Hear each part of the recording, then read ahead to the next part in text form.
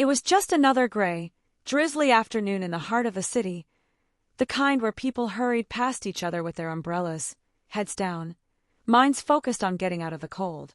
The streets hummed with the familiar chaos, horns blaring, engines rumbling, conversations blending into a low murmur. Amid this backdrop of hurried indifference, a woman stood by the corner of a quiet street, clutching an old, weathered guitar. Her name was Maria, a mother with tired eyes and a heart heavy with worry. She wasn't there by choice. Life had pushed her to this corner. Maria's son Leo was only 6 years old but had spent more days in hospital beds than at playgrounds. His smile, though rare these days, still lit up her world, and she was willing to do anything to see it more often. The doctors had told her the treatment Leo needed wasn't covered by insurance, and the bills piled up faster than she could count. Desperate and out of options, Maria turned to the one thing she had left: her voice. She'd been a singer once, back when life was simpler, before the weight of the world had settled on her shoulders. Her voice had a way of touching hearts, but she hadn't sung in years. Not like this. Not out here in the cold, with strangers walking past as if she didn't exist. Yet there she was, singing her heart out, not for fame, not for applause, but for the chance to save her little boy. Her fingers strummed the guitar hesitantly at first, the notes trembling as much as her hands. Then she began to sing, a soft, aching melody that seemed to pour straight from her soul. It was a song of love and hope, tinged with the raw pain of a mother's desperation. The words floated into the air, weaving through the noise of the city, a fragile plea against the backdrop of indifference. Most people didn't stop. They glanced her way, maybe tossed a coin into the old coffee cup at her feet, and continued on with their lives. But Maria kept singing, her voice growing stronger with every verse, as if Leo's life depended on each note. In her mind it did. Just as she finished one song and began another, the hum of an engine caught her attention. A sleek black Cadillac, polished to a mirror-like shine, rolled to a stop a few feet away. Maria's voice faltered for a moment, her eyes darting to the car. The tinted windows made it impossible to see inside, but she felt a presence, an energy that made her throat tighten. For a moment, she thought the driver was just waiting for someone or checking directions. But the car didn't move. The engine idled, the headlights cutting through the misty afternoon, while Maria stood frozen in place. Then, as if on cue, the passenger window rolled down, revealing a man in his late 50s with sharp features and a suit that looked more expensive than her monthly rent. He didn't speak at first. He just watched her, his expression unreadable. Maria's heart raced. What was he doing? Why was he staring? Was he going to tell her to leave, to stop singing? She gripped her guitar tighter, bracing herself for another wave of rejection. But instead of scolding her, the man leaned forward slightly and asked, in a voice that was calm but commanding, "What's your story?" Maria hesitated, her throat dry. She wasn't used to people asking her that. Most didn't care. They just walked past, assuming they already knew everything about her. But something about this man felt different. There was a seriousness in his tone, a curiosity in his eyes, that made her want to answer. So she told him. She told him about Leo, about the sleepless nights in hospital waiting rooms, about the bills she couldn't pay, about the fear that gripped her every time she thought about the future. She told him about how this corner, this guitar, and her voice were all she had left. When she finished, the man was silent for a long moment, his gaze steady but unreadable. Maria shifted uncomfortably, wondering if she'd said too much. Then, without a word, he reached into the glove compartment and pulled out something that made her breath catch in her throat. Maria's fingers gripped the neck of the guitar as tightly as she could without making it obvious. Her breath caught, and she felt a familiar knot tighten in her stomach. The man's movements were deliberate but slow, almost too slow, as if he were testing her patience or gauging her reaction. From the glove compartment, he pulled out what looked like a thick envelope. Its edges were crisp, and even from where Maria stood, she could tell it wasn't empty. He held it for a moment, resting it on the console between them, before turning his gaze back to her.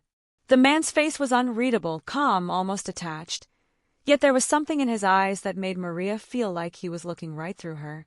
She hated that feeling, the vulnerability of being seen for what she was, desperate, struggling, clinging to hope. You sing like someone who's lived through something, he said finally, his voice smooth but tinged with curiosity. Like someone who's lost a lot? Maria blinked, unsure how to respond. The words caught her off guard. She wasn't used to strangers saying things like that. People didn't usually notice her beyond the surface, just another woman on the street with a guitar and a sad story. I've lost enough, she said cautiously, her voice quieter than she intended. Her instinct was to guard herself, but something about the man made her feel like honesty might matter here. I'm just trying to keep from losing more. He nodded slowly as if he understood, but Maria doubted he could. A man like him, sitting in a car that probably cost more than her entire neighborhood, couldn't possibly know what it was like to live on the edge of losing everything. Still, he didn't scoff, didn't look away. Instead, he picked up the envelope again and held it out the window, motioning for her to come closer. Her first instinct was hesitation. She'd seen enough in her life to know that kindness from strangers often came with strings attached. But the man's expression didn't shift, and the envelope didn't waver in his hand. Slowly, she took a step forward, then another, until she was close enough to take it from him. The weight of the envelope surprised her. It was heavier than she expected, the kind of weight that made her heart race because she could already guess what was inside. She didn't open it right away. Her fingers trembled slightly as she clutched it, her mind racing with questions. Why are you giving this to me?" she asked, her voice barely above a whisper. The man leaned back in his seat, one hand resting casually on the steering wheel. "Call it an investment," he said simply. "In your voice. In your story." Maria's brow furrowed. "What do you mean? What kind of investment?" He smiled faintly, but it wasn't the kind of smile that offered comfort. It was calculated, like he knew something she didn't. "Let's just say I have an ear for potential. And you have something rare, something people will stop to listen to. I'd like to see where that could go." Maria didn't know what to say. Part of her wanted to hand the envelope back, to tell him she wasn't interested in whatever deal he was offering. But another part of her, the part that thought about Leo lying in his hospital bed, about the bills she couldn't pay, about the future she was terrified of, couldn't let go of it. "What's the catch?" she asked finally, her voice steadier now. "No catch," she replied. "Just a request. Keep singing. Keep telling your story. You never know who might be listening." With that, he rolled the window up and shifted the car into drive. Maria took a step back as the Cadillac pulled away, its taillights glowing like embers in the fading light. She stood there for a long moment, the envelope heavy in her hands, her mind swirling with questions she couldn't answer. When she finally looked down and opened the flap, her breath caught. Inside was a thick stack of $100 bills, more money than she'd seen in years. Her heart pounded in her chest, a mix of disbelief, gratitude, and a creeping sense of unease. Who was this man? Why had he given her so much? And what did he really mean by calling it an investment? Maria stuffed the envelope into her worn backpack and quickly slung it over her shoulder. She didn't want to stand there any longer, not with her thoughts running wild and the city's eyes all around her. She needed time to think, to figure out what to do next. As she walked back to the small apartment she shared with Leo, her mind replayed the encounter over and over. She thought about the man's words, his calm demeanor, the way he seemed to see right through her. But more than anything, she thought about his parting statement. You never know who might be listening. When she reached the apartment, Leo was asleep on the couch, a blanket pulled up to his chin. His breathing was shallow but steady, and Maria felt a pang of relief knowing he was resting peacefully for now. She set her guitar down carefully by the door and placed the envelope on the small kitchen table, staring at it like it might suddenly burst into flames. She knew she should feel grateful. This money could cover at least one of Leo's treatments, maybe even buy them a little more time.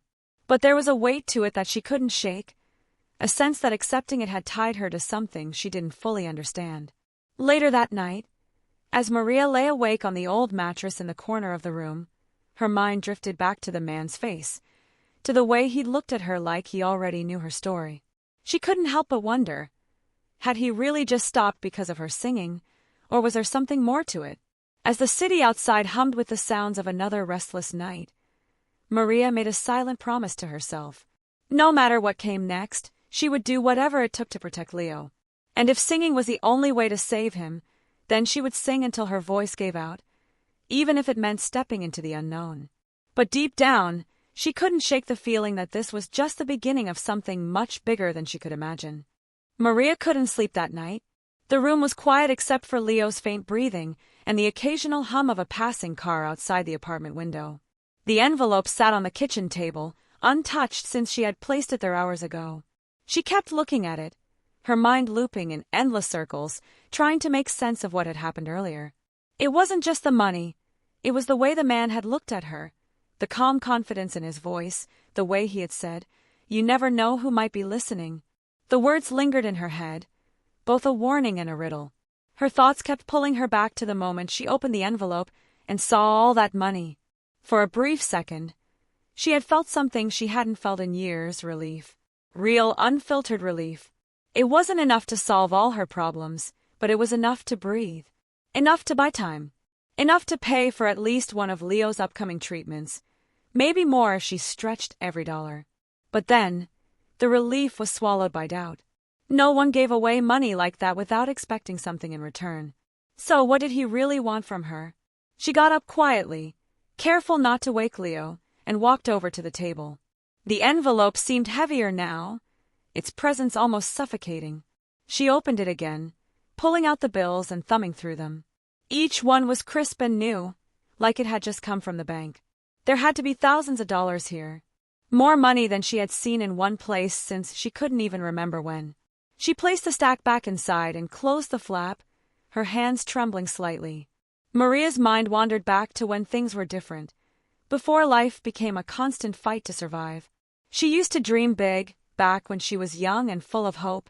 Music had always been her escape, her passion. She remembered how her mother used to sit by the radio while Maria sang along to every song, her voice filling their small home with a kind of magic. Her mother would always say, "Your voice is going to take you places someday, Maria. Don't ever stop singing." But life had a way of interrupting dreams. Her mother passed away when Maria was only 19, leaving her alone to navigate a world that didn't care about her voice. And then came Leo, her light, her reason for pushing forward even when everything felt impossible.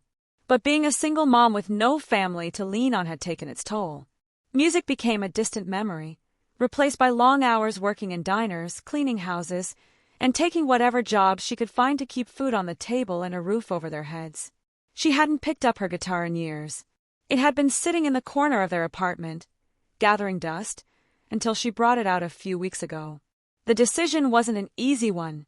Singing in public, exposing herself like that, felt like laying her soul bare for the world to judge. But what choice did she have? Leo's treatments couldn't wait, and she was out of options. So she started singing again, not for herself but for him. Maria sat back down at the table and rested her head in her hands. The man's face flashed in her mind again. Who was he? He didn't seem like someone who just stumbled upon her by accident. The way he spoke, the way he looked at her, it was as if he had been searching for something, and he found it in her voice. But why? And what did he mean by calling it an investment? The questions piled up, each one heavier than the last. The next morning, Maria woke to the sound of Leo's soft voice calling for her. She rushed to his side, brushing his messy curls out of his face. His skin was pale, and his small frame looked even more fragile than usual, but his smile was as bright as ever. "Mommy, are you going to sing again today?" he asked, his voice weak but hopeful. Maria hesitated, her heart tightening. She didn't want him to know how much pressure she felt, how much she was struggling to keep everything together. She forced a smile and nodded. "Of course, sweetheart," she said. "Anything for you." After getting Leo settled with his breakfast and medication, Maria packed up her guitar and headed back to the street corner where she had sung the day before. The city was alive with its usual noise and chaos, but Maria felt different today. She couldn't stop glancing over her shoulder, scanning the faces in the crowd, wondering if the man in the Cadillac would return. She didn't know whether she wanted him to or not. She sat up in her usual spot, strumming her guitar lightly to warm up. Her voice felt stronger today, more confident, as she began to sing. The same song she had sung the day before, the one that seemed to come straight from her soul. People passed by, some slowing down to listen, others dropping a few coins into the cup she had placed at her feet. A few even stopped to record her on their phones, their faces lighting up as they captured her performance. As the hours passed, Maria lost herself in the music. For a little while, she forgot about the man in the Cadillac, the envelope of money waiting for her back at the apartment, and all the questions that came with it. Singing reminded her of who she was, of the part of herself she had buried for so long. It felt good, even if it was just for a moment. But then, out of the corner of her eye, she saw it. A sleek black Cadillac pulling up to the curb. Her heart skipped a beat as the car came to a stop, its engine idling quietly. The same man stepped out, his sharp suit catching the sunlight. He stood there for a moment, watching her, before walking over. Maria's voice faltered, and she stopped playing, her hands gripping the guitar tightly. The man approached with the same calm demeanor he had the day before, his hands in his pockets and a faint smile on his face. "You're still here," he said, as if he had expected her to be. Maria nodded, unsure of what to say. Her throat felt dry, and her mind raced with questions, but none of them made it past her lips. "I told you," he continued, his voice steady. "You have something rare. Something worth sharing." Maria stared at him, her chest tightening. "Why are you here? What do you want from me?" The man tilted his head slightly, studying her. "I want to help you," he said simply. "But I can only help you if you let me." Maria frowned, her suspicion rising. "Why? Why do you care?" The man's smile faded, and his expression grew serious. "Because sometimes, the right voice at the right time can change everything. And I think yours might be one of those voices." Before Maria could respond, he handed her a small card with a phone number printed on it. "Call me when you're ready to talk," he said. "No pressure. Just think about it."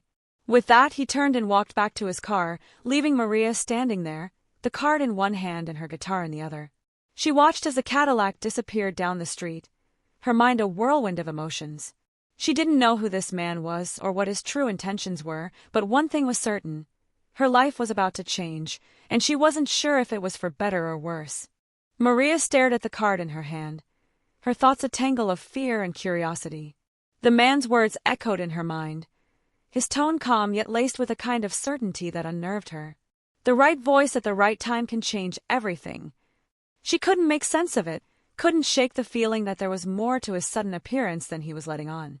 As much as she wanted to dismiss him, to walk away and forget the whole thing, she couldn't. Not with Leo's fragile face in the back of her mind. That night, Maria sat at the kitchen table long after Leo had fallen asleep, the small card resting between her fingers. She hadn't called the number yet. She wasn't even sure if she wanted to. But the weight of the envelope, still sitting on the corner of the table, made the decision feel heavier. The money had bought her some time, but it wasn't enough. It was never enough. She thought back to the man's expression, how he had looked at her as if he knew something she didn't. It wasn't just about the money. It couldn't be. There was something else driving him, something that kept gnawing at her even as she tried to ignore it. What did he mean by saying her voice had the power to change things? And why her? The next day, Maria found herself back on the same corner, the city buzzing with its usual noise and energy. She had debated staying home, but something compelled her to go. Singing had always been a way for her to process things, to find clarity when everything else felt chaotic. But today her mind was clouded, her focus fractured. Every time someone stopped to listen or dropped a coin into her cup, she couldn't help but scan the street for the black Cadillac. Hours passed, and the car never appeared. Maria felt a strange mix of relief and disappointment. She couldn't explain why, but part of her had wanted to see him again, to confront him and demand answers. Instead, she packed up her guitar and headed home, her steps heavy with the weight of uncertainty. The next few days blurred together, each one filled with the same routine. Sing, collect what little money she could, and go home to care for Leo. She tried to push thoughts of the man aside, but they kept creeping back in, no matter how hard she fought them. The envelope of money had bought them groceries, medicine, and a little more hope, but it wouldn't last forever. And with each passing day, Maria felt the pressure mounting.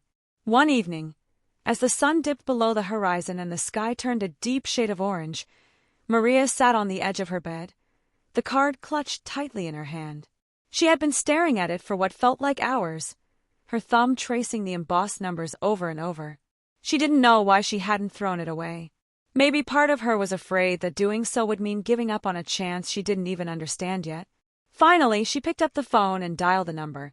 Her heart pounded with each ring, her chest tight with a mix of dread and anticipation. On the fourth ring, the line clicked, and his voice came through, calm and steady. "Maria," he said, as if he had been expecting her. She froze for a moment, caught off guard by the sound of her name. How did you know it was me?" she stammered. "I always know," he replied, his tone matter-of-fact. "I'm glad you called." Maria swallowed hard, gripping the phone tightly. "Why me?" she asked, her voice trembling. "Why are you doing this? What do you want from me?"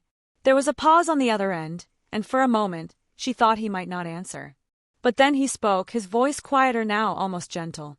"Because you have something the world needs to hear," he said. "Something real. Something raw. Most people spend their lives hiding from their own truth, but when you sing, you don't hide. That's rare, Maria. And it's powerful." Maria didn't know how to respond. His words felt both flattering and unnerving, like he was seeing a part of her she didn't even recognize in herself. "What do you want me to do?" she asked finally, her voice barely above a whisper.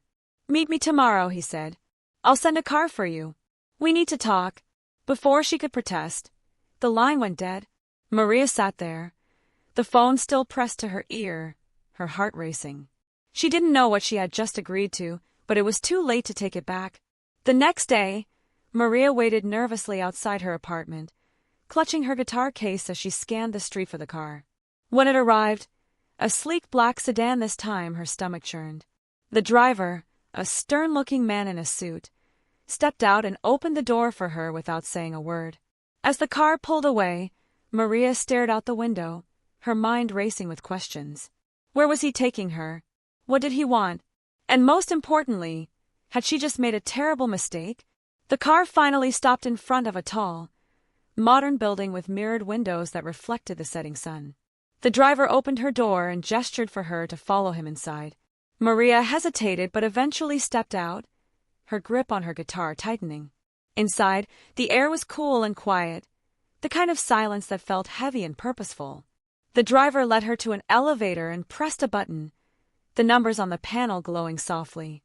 Maria's heart pounded as they ascended, the tension in her chest growing with each passing second. When the doors opened, she found herself in a spacious room filled with floor-to-ceiling windows overlooking the city. The man was there, standing by one of the windows with his back to her. He turned when he heard the elevator, his expression calm and composed as always. "Maria," he said, his voice warm but firm. "I'm glad you came." She stepped forward cautiously, her gaze darting around the room. It was sleek and modern, with expensive-looking furniture and walls lined with shelves of books and awards. "What is this place?" she asked, her voice trembling slightly. "Consider it a starting point," he said, motioning for her to sit. "A place where we can figure out how to take your voice from the street corner to something much bigger." Maria hesitated but finally sat down, her heart still racing. She didn't know what she had just walked into, but she had a feeling there was no turning back now. Maria sat stiffly on the edge of a sleek leather chair, gripping her guitar case like it was the only thing tethering her to reality. The man leaned against the desk across from her, calm and unreadable, his sharp suit and polished demeanor in stark contrast to her worn-out jeans and faded sweater. Everything about this moment felt surreal, like a dream she couldn't quite wake up from. The silence in the room stretched uncomfortably, the weight of unspoken words pressing down on her chest. "What do you mean by something bigger?" Maria finally asked, her voice barely louder than a whisper. She hated how small she sounded, how unsure. The man tilted his head slightly, studying her like she was a puzzle he was trying to solve. "I mean the chance to share your gift with the world," he said simply. "You've been singing on street corners, but your voice doesn't belong there. It's meant for something greater, something that can reach people far beyond what you've imagined." Maria frowned, her suspicion rising again. "Why? Why me? There are so many talented singers out there. What makes me so special?" The man's expression softened, but his eyes remained sharp, almost piercing. "Because your voice doesn't just entertain," he said. "It moves people. It carries something raw, something real. You've lived through pain, through struggle, and that comes through in every note you sing. People can feel it, Maria. That's not something you can fake. And it's rare, rarer than you realize. Maria shifted uncomfortably in her seat, the weight of his words pressing down on her. She didn't know if she believed him, but there was a part of her, a small, fragile part, that wanted to. "And what exactly are you offering?" she asked cautiously. The man straightened, his expression growing serious. "I want to help you record your music," he said. "Professionally. I have connections, resources, and the ability to get your voice out into the world. But this isn't just about making a few songs. It's about telling your story, sharing it in a way that connects with people on a deeper level." Maria blinked, her mind racing. Recording her music? It was something she had dreamed of as a teenager, back when she still believed in the possibility of a better future. But that dream had been buried under years of struggle and sacrifice, replaced by the harsh realities of survival. "And what's in it for you?" she asked, her tone wary. The man's lips curved into a faint smile, but it didn't quite reach his eyes. "Let's just say I have an eye for talent," he said. "When I see someone with your potential, I invest in them. If you succeed, I succeed. It's that simple." Maria didn't know if she believed him. Everything about this felt too good to be true, like a trap disguised as an opportunity. But at the same time, the thought of turning him down, of walking away from the possibility of a better life for her and Leo, felt impossible. Just as she was about to respond, a soft chime echoed through the room, and the man's phone buzzed on the desk beside him. He glanced at the screen, his expression shifting ever so slightly. For the first time, Maria saw a flicker of something in his eyes, something that looked like concern. "Excuse me for a moment," he said, picking up the phone and stepping to the far side of the room. Maria watched as he spoke in hushed tones, his back turned to her. She couldn't make out the words, but his body language was tense, his free hand clenched at his side. Whatever he was talking about, it wasn't good. A cold knot formed in her stomach as she glanced around the room, her gaze landing on the shelves lined with awards and photographs. Most of the pictures showed the man with various musicians and industry figures, but one photo stood out. It was older, the colors slightly faded, and it showed him standing beside a young woman with striking features and a guitar slung over her shoulder. Maria leaned closer, her curiosity piqued. There was something familiar about the woman, though she couldn't quite place it. The name on the small plaque beneath the photo caught her eye. Isabel Torres. Maria's heart skipped a beat. Isabel Torres had been a rising star years ago, a singer-songwriter whose music had touched millions before she suddenly disappeared from the spotlight. No one ever knew why. Before Maria could think too much about it, the man ended his call and turned back to her, his expression calm once again. But there was a tightness in his jaw now, a subtle tension that hadn't been there before. "Is everything okay?" Maria asked hesitantly. He nodded, though the answer felt hollow. "Just some business to take care of," he said, brushing it off. "Nothing for you to worry about." Maria didn't press further, but unease coiled in her chest. She couldn't shake the feeling that there was more to this man than he was letting on, more to his offer, to his interest in her, and to the story behind that photograph on the shelf. As they spoke more about his plans, Maria found herself torn between hope and fear. The idea of recording her music, of finally sharing her voice with the world, was tempting beyond words. But the nagging doubts in the back of her mind refused to be silenced. That night, as she lay awake in bed, Maria couldn't stop thinking about Isabel Torres. Who was she to this man? And why had she vanished so suddenly, just when her career was taking off? The questions gnawed at her, filling her with a sense of dread she couldn't ignore. She thought about Leo, about the life she wanted to give him, about the sacrifices she had made to keep him safe and healthy.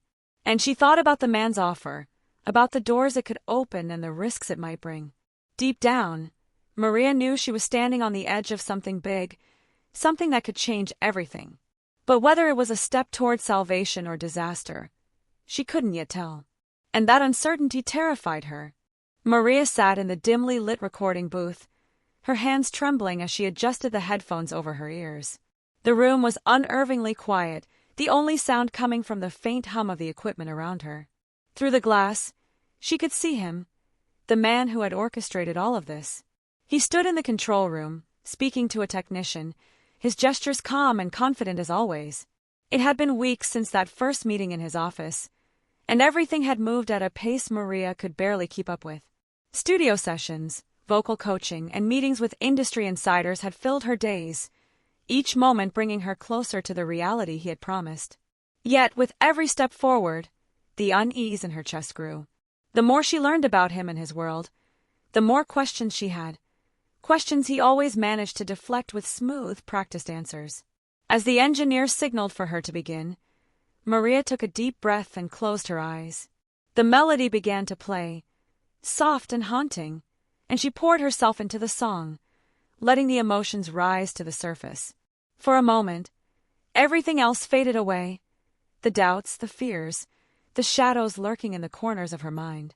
It was just her and the music, raw and unfiltered. When the final note faded, the silence in the booth was deafening. Maria opened her eyes and glanced toward the control room. The man was watching her, his expression unreadable. Then he smiled and gave her a small nod, as if to say, "That's what I was waiting for."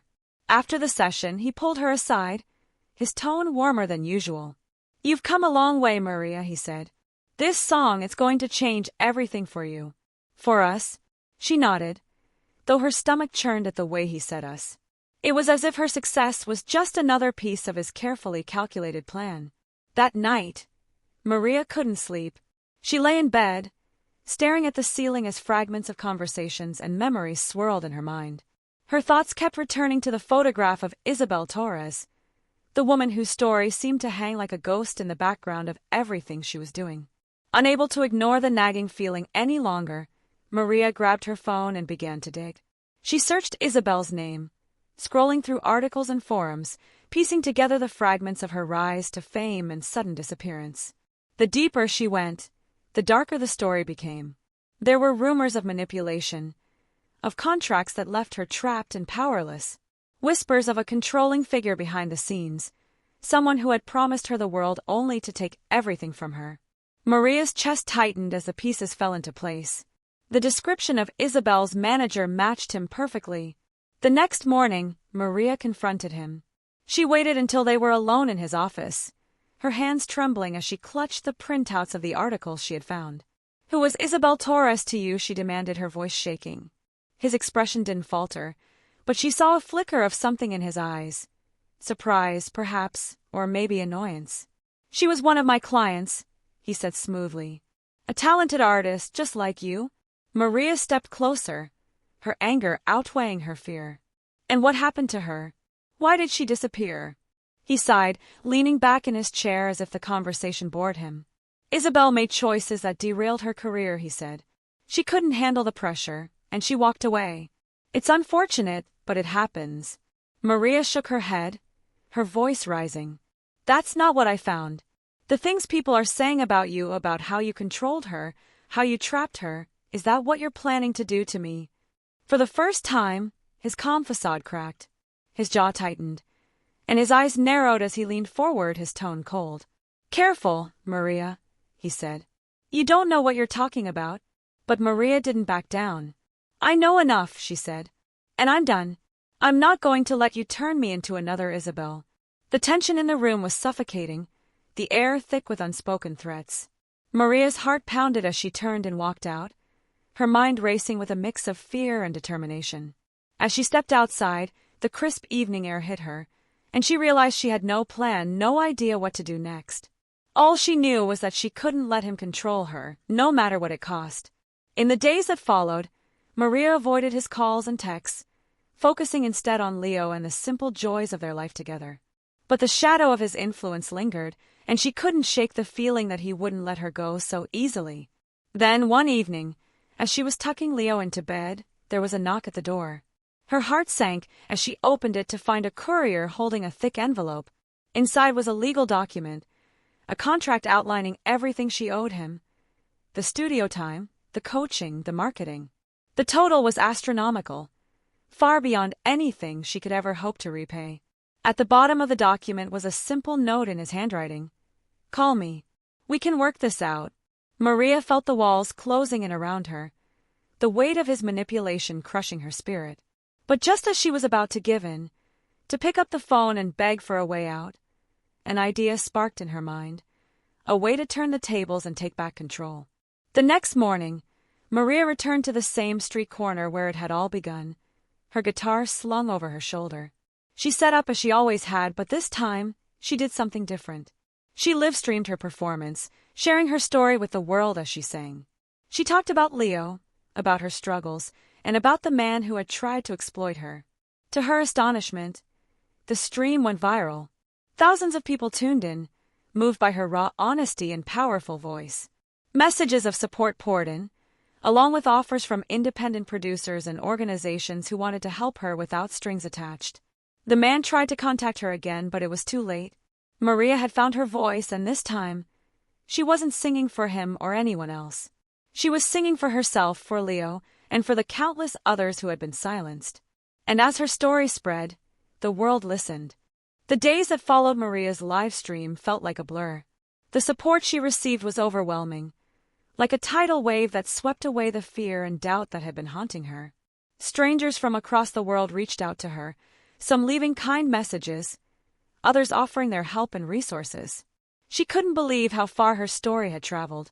People resonated with her struggle, her voice, and the love she carried for her son.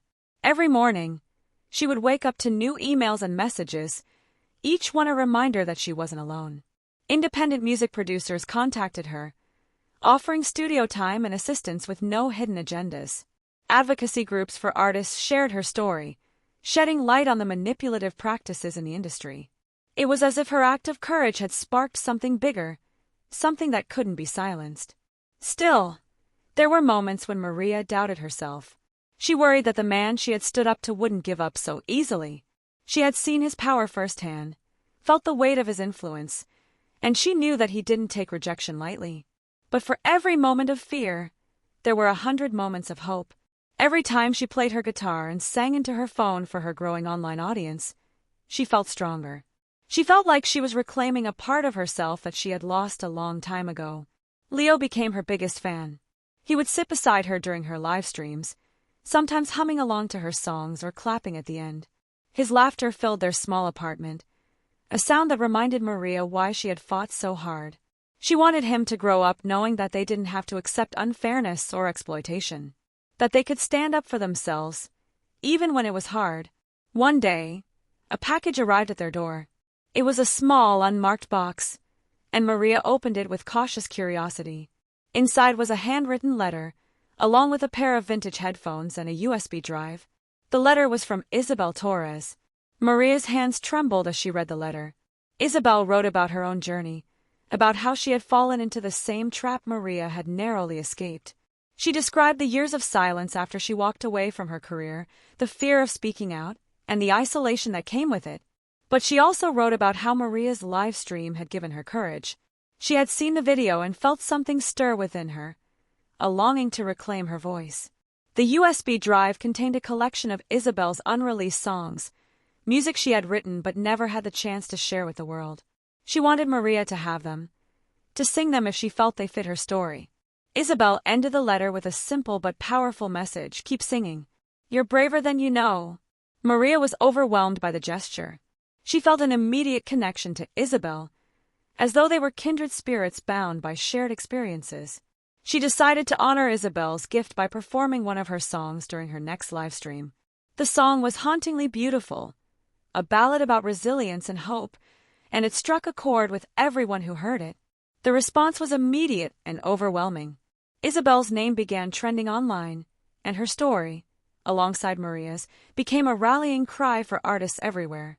People began calling for change in the music industry, demanding better protections for independent musicians and greater accountability for those who exploited their power. The man who had once loomed so large in Maria's life seemed to fade into the background. He tried to discredit her at first, but the tide of public support was too strong. Every attempt he made only brought more attention to his questionable practices, and soon his influence began to crumble. Other artists came forward with their own stories, each one adding to the growing movement for justice. Maria didn't dwell on his downfall.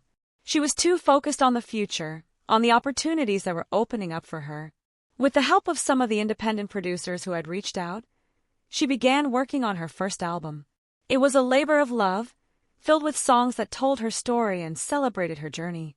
She included a few of Isabel's songs, giving credit to the woman who had inspired her to keep going. When the album was finally released, it was met with widespread acclaim. Critics praised its raw honesty and emotional depth, while fans connected deeply with its themes of perseverance and love. The success was surreal for Maria, but it didn't change who she was. She still sang to Leo every night, her music a reminder of everything they had been through together. Maria's life wasn't perfect, but it was hers. She had built something real, something honest, and she was proud of that. She continued to use her platform to advocate for other artists, sharing her story and encouraging others to speak out. Her journey had taught her that there was power in vulnerability, in refusing to stay silent. One evening, after tucking Leo into bed, Maria sat on the balcony of their modest apartment, her guitar resting on her lap. She strummed a few chords, letting the familiar sound calm her racing thoughts. The city lights sparkled in the distance, a reminder of how far she had come. She thought about everything that had happened. The man who had tried to control her, the risks she had taken, the people who had lifted her up when she needed it most. And she thought about the countless others out there, people like her who just needed a chance, a little hope, and someone to believe in them. As she began to play, her voice rose softly into the night, carrying a melody that was both new and familiar. It was a song for herself, for Leo, for Isabel, and for anyone who had ever felt lost or silenced. It was a song of defiance and grace, of pain and healing, of love and freedom. And as the final notes drifted into the cool night air, Maria smiled to herself, knowing that her story was far from over. It was just the beginning,